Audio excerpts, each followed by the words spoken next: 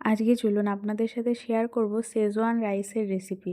আমি ভাতটা চাপিয়ে দিয়েছি আর এই ভাতটা কিন্তু পোলাওয়ের চালে রান্না করতে হবে। বাকি রান্নাটা আমার বর করবে। আমি ইন্ডিয়ান রান্না করতে পছন্দ করি আর ও চাইনিজ রান্না করতে বেশি পছন্দ করে। তো এইসব খাবার হলে বাড়িতে ওই বেশি রান্না করে। শেজওয়ান রাইস বানানোর জন্য কড়াইতে প্রথমে সাদা তেল দিয়ে তেলটা গরম হলে ওই তেলে একে একে রসুন কুচি, লঙ্কা কুচি আর পেঁয়াজ কুচি দিয়ে 1 মিনিট মতো ভাজতে হবে। এটা ভাজা হয়ে গেলে তখন এর ভেতরে সামান্য একটুখানি গোলমরিচ গুঁড়ো আর একটুখানি এমএসজি অ্যাড করতে হবে, আর সঙ্গে বাঁধাকপি কুচি আর গাজর কুচিগুলোও অ্যাড করে দিতে হবে।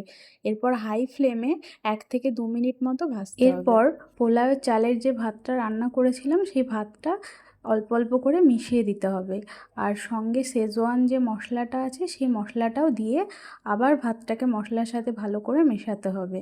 আগে থেকে ভেজে রাখা ডিমের কুচিগুলো ভাতের সঙ্গে ভালো করে মিশিয়ে দিতে হবে। তারপর 1 থেকে 2 মিনিট মতো ভাতটাকে ভাজতে হবে, তাহলেই তৈরি হয়ে যাবে শেজওয়ান রাইস। নামানোর আগে একটুখানি ধনেপাতা কুচি দিয়ে নামিয়ে নিতে হবে। ধনেপাতা কুচি না থাকলে অসুবিধা নেই, কিন্তু দিলে পরে বেশি ভালো হয়।